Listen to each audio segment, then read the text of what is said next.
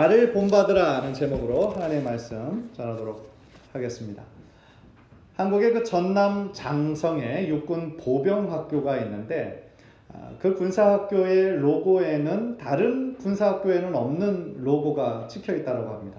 나를 따르라는 그러한 말입니다. 이 말이 이제 한국의 육군 보병학교에서 채택하게 된 계기가 미 육군 그 보병학교 전체가 그 구호를 쓴다고 하는데 그것을 이제 이렇게 빌려와서 쓰는 것인 거죠. 그런데 이제 왜 그 학교에 미국 전체의 육군 보병에 나를 따르라는 구호가 그렇게 바뀌게 되었었냐면 제2차 세계대전 때 뉴먼 대령이라고 하는 사람이 실제로 전쟁터에서 그 자신의 함께 싸우던 병사들을 독려한 그 말이었다라는 겁니다.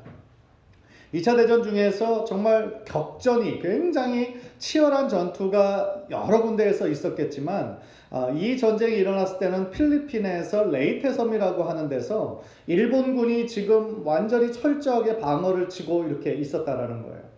그런데 이제 이들이 레이테 섬에 상륙을 해서 전진을 해야 되는데 영화에서도 그런 장면 많이 나오잖아요. 이미 진치고 있는 그런 군사들이 이렇게 총을 위에서 쏴대면 방금 막 상륙한 군사들이 올라가기가 너무너무 힘들잖아요. 그때도 아마 비슷한 상황이었던 것 같습니다. 그래서 아무리 막 올라가려고 해도 위에서 총이 뭐 빗발처럼 쏟아지니까 자신의 군사들이 올라가지 못하고 다 주변에서 막 쓰러져 죽는 거죠. 그러니까 자신의 군사들이 지금 완전히 사기가 뚝 떨어졌고 다 겁에 질려 두려워하고 있는 그런 상황에서 이 연대장이었던 뉴먼 대령이 자 공격하자 나를 따라라 하고 자기가 직접 앞장서서 달리기 시작했고 그 모습을 본 군사들이 힘을 얻어가지고 함께 이렇게 뛰면서 결국 그 일본군의 단단한 그 진을 물리칠 수가 있었다는 겁니다.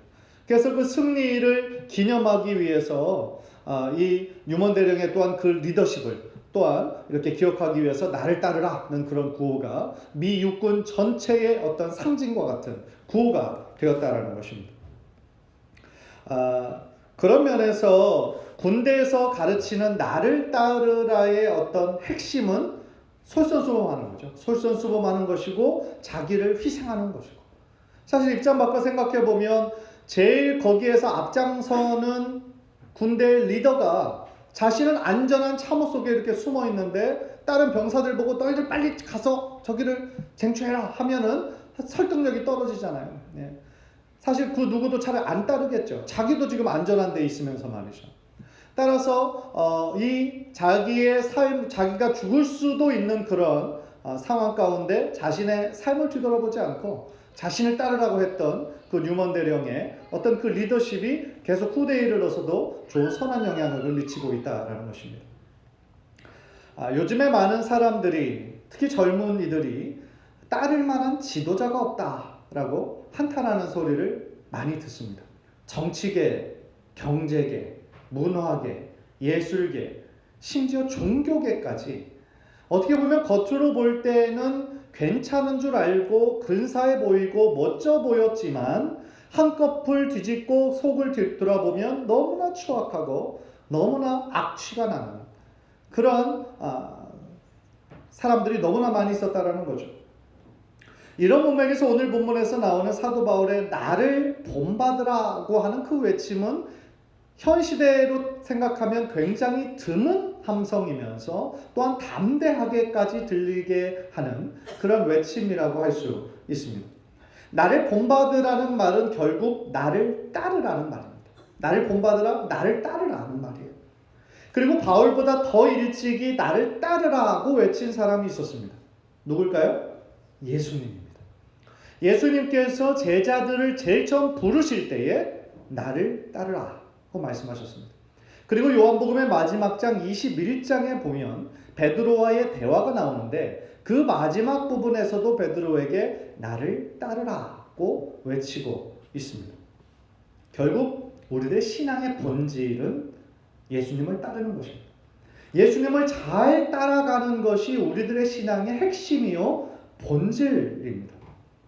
따라서 현대를 살아가는 우리가 사실은 예수님을 잘 따라가기 위해서는 좋은 모델이 필요한 거죠. 역사적으로 예수님을 모범으로 삼고 따라가는 믿음의 사람들이 많이 있었습니다. 그 좋은 모델을 우리도 본받아서 예수님의 길을 따라가는 것이 우리들의 평생에 추구해야 할 신앙의 목적이라는 것이죠.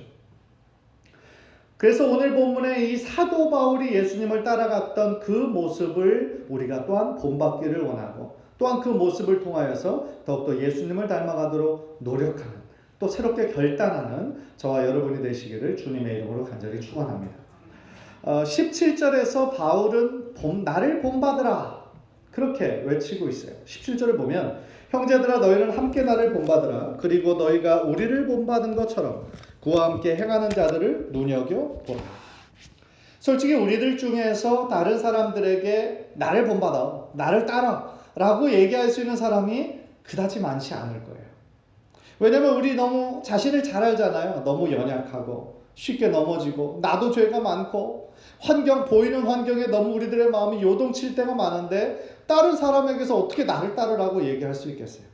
그래서 아마 보통 사람들이 아유 나는 아니지 라고 아마 생각할지도 모르겠습니다. 그러나 바울은 지금 빌립보 성도들에게 편지를 쓰면서 아주 자신 있게 나를 본받으라고 하는 거예요. 이것이 교만의 표현이 아니라 나중에 또 우리가 또 읽어보겠지만 왜 자신을 따르라고 얘기할 수 있느냐면 자신이 예수님을 철저하게 따르고 있기 때문에 그래요. 자기를 자랑하려는 것이 그 바울의 목적이 아니라 자신이 예수님을 철저하게 따라가는 것처럼 너도 나를 따라 예수님을 따라가기를 원했던 것이죠. 그래서 바울은 자신의 제자를 만드는 데 목적이 있지 않았어요. 예수님의 제자를 만드는 데 목적이 있었던 것이죠. 그래서 바울이 여기서 자기를 본받아라, 자기를 따르라 라고 하는 것은 어떤 맹목적인 순종을 요구하는 것이 아니에요. 보통 사이비교주들이 맹목적인 순종 요구하잖아요. 생각하지도 말고 의심하지도 말고 무조건 자기를 따르라고 사이비교주들이 많이 얘기하죠. 3주 전에 한국 뉴스를 보니까 한 사이비교주가 한국이 곧 멸망할 거라고 지상낙원으로 우리 다 같이 이주해야 된다고 그래서 브라질로 이주했는데 한두 명이 아니라 1000명이 넘는 사람들이 이주를 했어요. 한국의 모든 재산 이런 거 정리할 거 다 정리하고 이제 한국이 멸망하고 지상낙원이라니까 거기로 간 거예요. 야, 어떻게 이런 말에 속을까? 그래서 브라질에서 뭘 하냐면 집단 농원을 이 사이비교주가 산 거죠. 집단 농장을 사서 거기서 완전 그 성도들을 막 착취하며 일만 시키는 거예요. 임금도 안 주고 자녀들 있는 사람은 교육도 안 시켜주고 그러다가 그 사람들이 이거 뭔가 잘못했는데 이거 지상낙원 같지가 않은데 그런 생각이 들기 시작하면서 방송으로 미디어로 내보내서 발각이 난 거죠. 참 안타깝고 또 한심하게까지 보이는. 그런데 이제 그 관련된 뉴스를 보니까 그런 지상낙원을 따라서 간 사람들이 브라질로만 간 게 아니라 피지 섬이라는 데로도 가고 여러 군데로 가서 지금 그런 일들을 속고 있는 거예요. 안타깝죠. 근데 참 그런 방송을 볼 때 유감스러운 거는 그 방송에서 이거는 기독교가 아니라 이단이다, 사이비교주다 그런 얘기를 했으면 좋겠는데 그런 얘기는 싹 빼놔요. 그래서 누구누구 교회, 누구누구 목사 이렇게 얘기할 때마다 참 아닌데 라는 생각이 들죠. 안 믿는 사람들이 볼 때는 또 기독교를 욕하잖아요. 또 막 개독교라 그러고 믿는 사람들 생각 없다고 그러고 참 안타까운 현실입니다.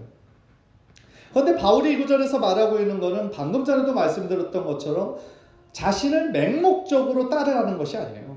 자신이 예수님을 따르고 있는 사람이기 때문에 자신을 따르라고 얘기하는 것이죠. 그 대표적인 구절이 고린도전서 11장 1절입니다. 우리 화면을 통해서 같이 읽겠습니다. 시작. 내가 그리스도를 본받는 자가 된 것 같이 너희는 나를 본받는 자가 되라. 그러면 우리는 바울의 무엇을 본받아야 될까요? 여러 가지를 우리가 생각할 수 있겠지만 이 문맥으로 생각해 볼 때 바울이 방금 전 이야기했던 구절 가운데 유추해 보는 것이 더 정확할 것이라고 생각을 합니다. 약 3가지 정도로 요약할 수 있어요. 첫 번째, 우리가 바울에게서 본받아야 될 것은 바울이 예수님을 만나기 전에 정말 자신의 삶에 너무너무 유익했던 것을 예수 그리스도를 만난 이후 그런 것들을 다 해로 여겼어요. 마치 배설물처럼 싹 버려버렸다는 것이죠. 바울이 얼마나 타고난 좋은 것들이 많았습니까? 요즘 말로 하면 너무나 기득권자였죠. 금수저였죠. 아버지 엄마 쪽으로 다 순수 이스라엘 혈통이었죠. 그리고 작은 지파였지만 이스라엘 백성들이 모두 다 이렇게 흠모하는 베냐민 지파였죠. 또 바리새인들은 그 당시에 굉장히 존경받는 그룹이었습니다. 우리가 신약 성경을 보면 이런 바리새인 서기관들은 완전히 그냥 몹쓸 사람으로 예수님이 굉장히 비판을 하시니까 그렇게 생각하지만 당시 유대인들의 눈으로 봤을 때는 너무 존경받는 사람들 중에 하나가 바리새인들이었어요. 그래서 바리새인이었죠. 또 율법을 지키는데 얼마나 열심히 했습니까? 철저하게 그 율법을 지켜서 다른 사람들이 볼 때는 완벽하게 지킨다라는 그런 말을 들을 정도로 바울은 굉장히 드러내고 자랑할 것이 많았던 사람이죠. 또 그 당시에 최고의 학부 가말리엘의 문화생이었죠. 어떻게 보면 가만히만 있어도 잘 먹고 잘 살고 출세하고 이름 내고 그럴 수 있는 사람이죠. 그런데 그가 또 그토록 핍박하던 예수님을 다메섹 도상에서 실제로 만나게 되면서 그의 인생이 완전히 뒤바뀌어지잖아요. 그토록 싫어하고 박해했던 예수님을 만나면서 이제는 예수를 위해 사는, 복음을 위해 사는 사람으로 싹 뒤집어지면서 자기가 그전에 가지고 있던 어떤 특권과 기득권들을 종이잔처럼 내버린 거죠. 왜요? 그리스도를 만나고 보니까 그전에 자기가 그렇게 소중하게 생각했던 것이 실제로는 아무것도 아니더라 하는 것을 깨달았기 때문이죠. 다 내려놓은 거죠. 오래전에 이용규 선교사님의 내려놓음이라는 책이 굉장히 선풍적으로 인기를 끌었던 적이 있었습니다. 베스트셀러였죠. 아마 여러분들도 많이 읽으셨을 겁니다. 그가 많은 사람들에게 도전을 주고 영향력을 미칠 수 있었던 이유는 그분이 이제 하버드 대학교에서 박사과정을 다 마쳤죠. 그러니까 이제 한국의 좋은 대학으로 와서 편하게 교수 생활할 수 있는 그런 사람이었어요. 그런데 그가 예수님을 만나고 그 모든 것들을 어떻게 보면 특권과 기득권 같은 것을 다 내려놓고 몽골의 선교사로 떠나죠. 그래서 자신이 그토록 내려놓을 수 있었던 것을 책으로 저술한 것이 바로 내려놓음이었어요. 그래서 보통 사람들이 생각할 때에 가진 것들이 많으면 많을수록 내려놓기가 힘들잖아요. 현실적으로 솔직하게 얘기해서 가진 것들이 많으면 많을수록 내려놓기가 더욱더 힘든 법입니다. 자기 포기하기가 너무 힘든 거죠. 그러나 이 이용규 선교사는 그런 것들을 다 내려놓고 아무것도 없는 몽골로 선교사로 간 그 장면, 그 삶의 실천이 있었기 때문에 그의 삶이 다른 사람들에게 굉장히 영향력을 줄 수 있었고 그의 삶 자체가 감동이 되었던 것이죠. 과연 우리는 어떻습니까? 우리는 예수님을 만난 이후로 예수님을 가장 소중하게 생각하고 계십니까? 어떠세요? 예수님 중심으로 우리들의 삶이 새롭게 재편되고 있습니까? 아니면 그전부터 가지고 있던 똑같은 가치관에다가 그저 예수님을 얹은 것입니까? 잘 생각해 봐야죠. 두 번째로 우리가 바울의 삶 속에서 본받아야 하는 것은 뭐냐면요. 그가 추구한 목적이 율법에 나타난 의가 아니라 예수 그리스도를 믿는 의였다라는 것입니다. 바울은 그의 삶 전체를 통해 오직 예수 그리스도의 의만 드러나기를 원했어요. 자, 그 전에 바울이 왜 그렇게 율법을 지키는데 열심히 했는지 여러분 아시죠? 그 율법을 철저하게 지키는 것이 구원을 얻는 방법이라고 생각을 했죠. 따라서 그것을 문자 그대로 철저하게 지켜야 자신이 하나님 앞에 칭찬 듣고 또한 구원 얻는다라고 생각을 했는데 예수님을 만나고 보니까 그것이 아니었죠. 잘못된 열정이었죠. 잘못된 열심이었죠. 구원 얻는데 자신의 노력과 행위는 아무런 상관이 없는 거고 오직 예수 그리스도를 믿는 믿음으로 구원을 얻는다는 이 신칭의를 깨닫게 된 것이죠. 그래서 그 이후로 바울은 오직 믿음으로 그리고 그 믿음마저도 하나님의 은혜라는 것을 평생토록 다른 사람들에게 전하며 살지 않았습니까? 그래서 자기 의의를 드러내려고 그전에는 그토록 노력했지만 이제는 자기 의의가 아니라 내 안에 계신 예수 그리스도만 드러내기로 결심하고 산 것이죠. 우리가 본받아야 될 것은 바로 그거라는 거예요. 우리의 신앙생활에 있어서 때로는 신앙생활을 오래 한 사람들에게서 가끔씩 드러나는 것이 뭐냐면 자기 의의를 드러내는 거예요. 자기가 이렇게 교회 안에서 열심히고 이렇게 봉사하고 이렇게 섬기는 것이 어떤 때는 자기 자랑이 될 때가 있어요. 자기 의가 될 때가 있다는 거죠. 위험한 거예요. 우리가 섬길 수 있는 것도 봉사할 수 있는 것도 다 하나님이 주시는 은혜인 것이지, 그것을 통해서 내가 다른 사람들보다 좀 낫다, 좀 우위에 있다라고 드러내는 도구가 돼서는 절대로 안 된다라는 것입니다. 마지막 세 번째로 바울에게서 본받을 수 있는 모습은 12절에 나오는데, 그것은 아직 완전하지 않지만 내가 열심히 표대이신 그리스도를 향해 달려가고 있다는 점이에요. 12절 우리 한번 다 함께 읽을까요? 시작. 내가 이미 얻었다함도 아니요 온전히 이루었다함도 아니라 오직 내가 그리스도 예수께 잡힌 바 된 그것을 잡으려고 달려가노라. 아멘. 우리들의 신앙생활에 있어서 가장 위험한 것 중에 하나가 내가 이 정도면 됐지라고 생각하는 거예요. 교만한 거죠. 내가 모든 것을 다 얻었다라고 생각하는 그 마음, 그게 교만이에요. 우리가 성장하고 성숙하면 성숙해질수록 우리는 더욱더 하나님께 겸손하게 무릎 꿇는 사람이 되어야 되지, 우리들의 마음이 높아져서는 절대로 안 된다는 거예요. 왜 그렇습니까? 하나님께서 가장 싫어하는 자가 누군지 아세요? 교만한 자예요.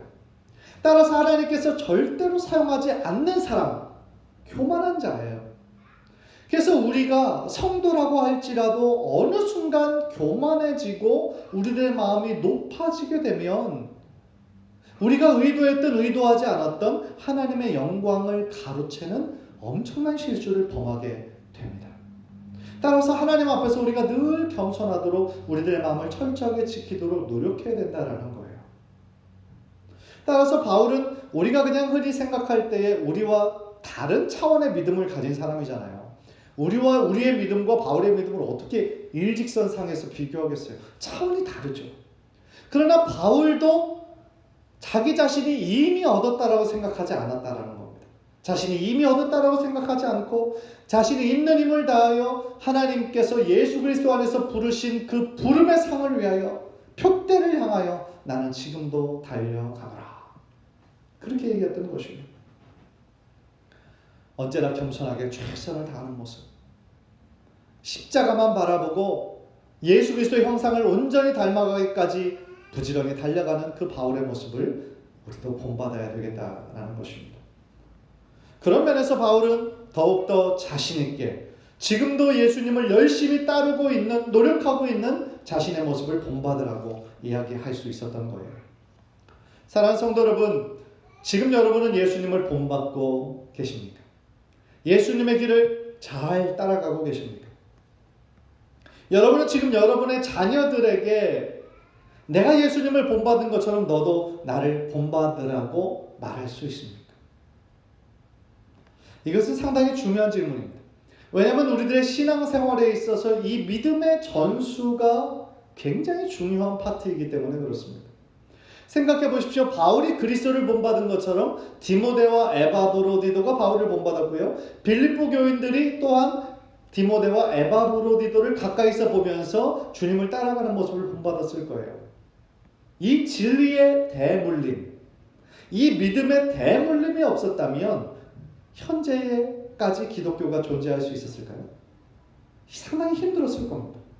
우리 믿음의 선조들은 자신들이 최선을 다해 예수님을 따르는 그 모습이 진리라고 믿었기 때문에 자신의 가족들에게 또한 주변의 사람들에게 예수님을 따르는 자신의 삶을 전했던 것입니다. 따라서 우리도 우리들의 자녀들에게 이 신앙의 내용을 전수할 뿐만 아니라 신앙의 삶을 물려줘야 된다는 거예요. 물론 기독교의 지식, 성경적인 지식, 어떤 전통 중요합니다. 그러나 기독교의 전수는, 정말 핵심은 바로 우리들의 진실한 신앙의 삶을 물려줘야 된다는 거예요.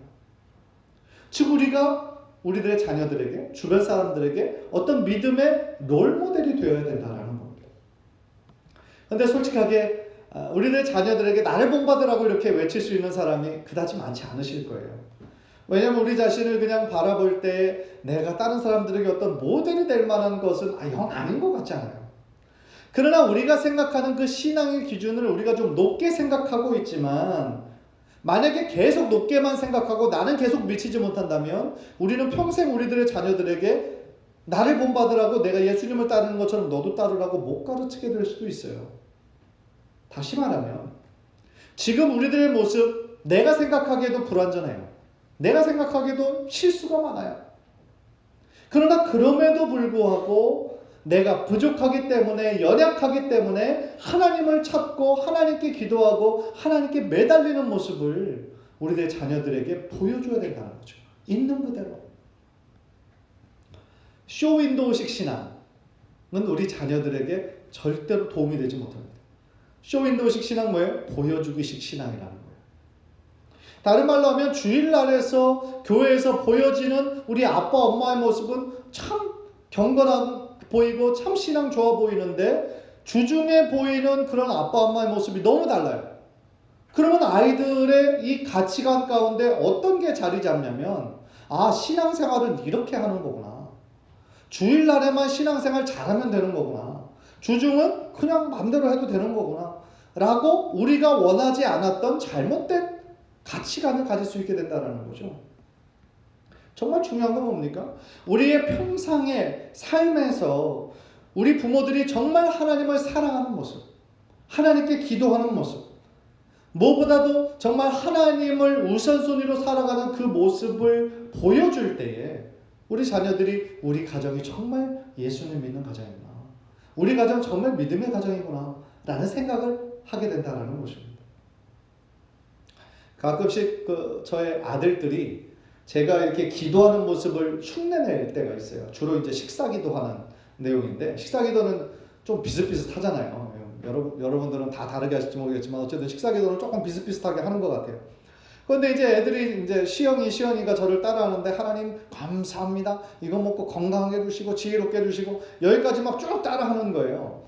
그런데 이제 저도 잘 인식하지 못했는데 제가 감자를 조금 길게 하는가 보더라고요. 그러니까 하나님 감사합니다 약간 내려서 하나님 감사합니다 이런다는 거예요. 담는 거죠. 그러니까 보여지는 것 그대로 아이들이 보고 담는다라는 거예요. 아이들이 더 어렸을 때는 목사님이 이제 앞에서 축도하는 모습이 아이들에게는 생소하잖아요. 좀 어색하고 재밌고. 그래서 제가 이렇게 축도할 때, 꼬마일 때 저희 아들들이 뒤에서 막 그 모습을 이렇게 신기하게 보고 이렇게 따라하고 막 그럴 때도 있었고요. 또 이제 큰딸 시은이가 제가 전도사로 사역하던 그런 교회에서 한 중보기도 모임에 참석한 적이 있었는데, 한 분이 이제 아프신 성도가 있어서 우리 성도들이 한 마음으로 그분의 이제 몸에 손을 얹고 기도하는 그런 시간이었는데, 어느 순간 눈을 뜨고 보니까 그 시은이가 한두 살인데 말도 잘 못하는데 손을 얹고 쭝얼쭝얼 대고 있는 거예요. 무슨 말인지도 모르는데. 그러니까 무슨 얘기입니까? 그 아이들은요, 우리들의 말대로 하는 것이 아니라, 아쉽지만 말대로 하는 것이 아니라 우리들이 보여주는 대로 한다. 중요한 얘기죠. 사람은 바라보는 대로 닮아가게 마련해요. 우리가 무엇을 바라보느냐에 따라 그 사람이 점점 더 그 바라보는 사람 같이 닮아져 가게 된다는 것입니다.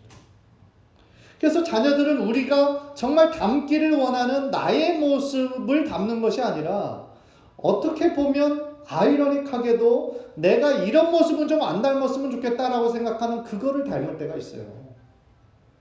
어떤 외모를 얘기하는 것이 아니라 우리들의 어떤 행동이요, 우리들의 말투, 어떤 태도, 어떤 행동, 그런 것들을 닮아갈 때가 있다는 거죠. 그래서 부부가 흔히 이렇게 부부싸움 할 때, 야, 쟤는 어쩜 그렇게 너 그런 점을 닮아가지고 말이야. 너를 아주 꼭 닮았어, 아주 빼박았어. 예. 그렇게 얘기할 때 뭐예요? 주로 나쁜 거잖아요, 나쁜 거. 예. 그런 거 꼭 닮았다라고 막 얘기를 하죠. 생각해보면 우리 자녀들이 우리 부모들의 모습을 닮아가는 것은 너무너무 당연하다라는 거예요. 우리 자녀들은 우리 부모들의 말에 의해 바뀌는 것이 아니라 우리들의 행동에 의해 바뀌어진다는 거예요. 부모가 밤늦게까지 TV 보면서 너희들 공부해라고 얘기하면 별로 효과가 없다는 거죠. 부모들도 스마트폰에 중독되어 있으면서 너 스마트폰 그만 좀 해라 라고 얘기하면 겉으로는 말 안 할지 몰라도 아유 자기나 잘하지 이렇게 얘기할 수도 있다는 거죠. 누가 알겠어요? 신앙적으로도 마찬가지라. 신앙적으로 부모가 집에서 성경 읽는 모습을 자녀들이 한 번도 보지 못했는데 어떻게 자녀들이 집에서 성경을 읽을 수가 있겠으며, 가족들이 식사할 때 한 번도 기도하지 않고 먹던 사람이 어느 순간 갑자기 기도하는 아이가 된다는 것도 현실적으로 어렵다라는 거죠. 사랑하는 성도 여러분, 자녀의 신앙교육을 교회가 다 알아서 해주겠지, 큰 착각이고 큰 오해입니다.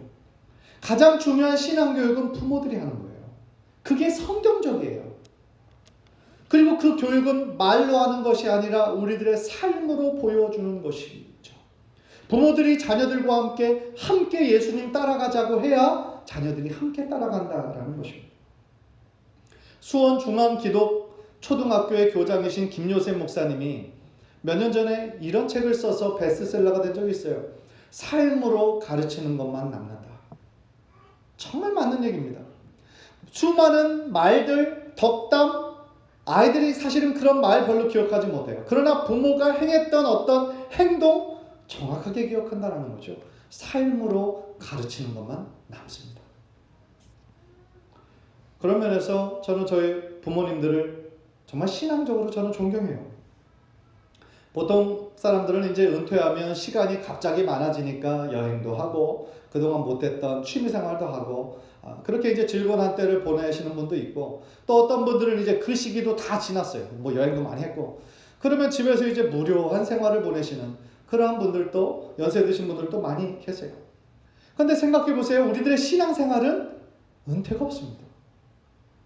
말씀 묵상하고 기도하는 것이 무슨 은퇴가 있겠습니까? 예수님 바라보고 예수님 따라가는 것이 무슨 은퇴가 있겠어요?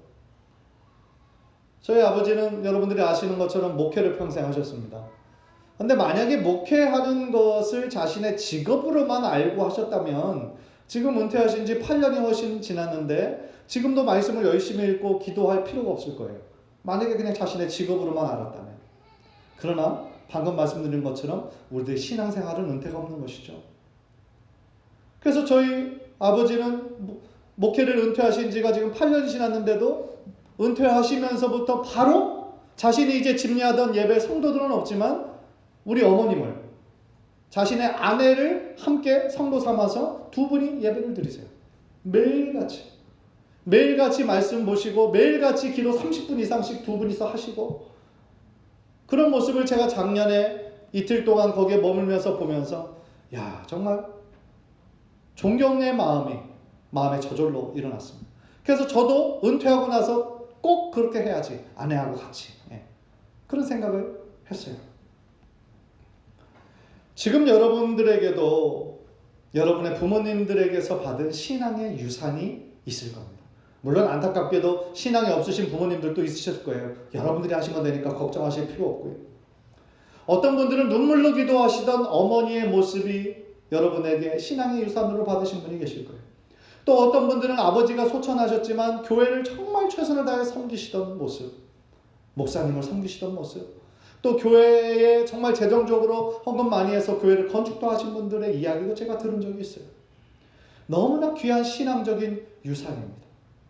그리고 정말 중요한 게 뭔지 아십니까? 이제는 우리 차례라는 거예요. 이제는 우리 차례입니다. 이제는 우리가 우리들의 자녀들에게 물려줘야 될 때이고, 우리들의 주변 사람들에게 우리들의 그 믿음을, 그 예수님을 따라가는 삶을 대물려줘야 할 때를 우리가 지금 살아가고 있다라는 것입니다. 간절히 바라기는 사도 바울이 자신이 예수님을 따르는 것 같이 너희는 나를 따르는 자가 되라 담대하게 외쳤던 것처럼, 우리도 우리들의 자녀들에게 내가 예수님을 따르는 것처럼, 비록 부족하지만, 연약하지만, 실수가 많지만 그럼에도 불구하고 내가 예수님을 따라가는 것처럼 너도 같이 예수님 따라갔으면 좋겠다. 그렇게 전할 수 있는, 우리 주변의 사람들에게 그렇게 좋은 소식을 전할 수 있는 저와 여러분들이 되시기를 주님의 이름으로 간절히 축원합니다. 기도하겠습니다.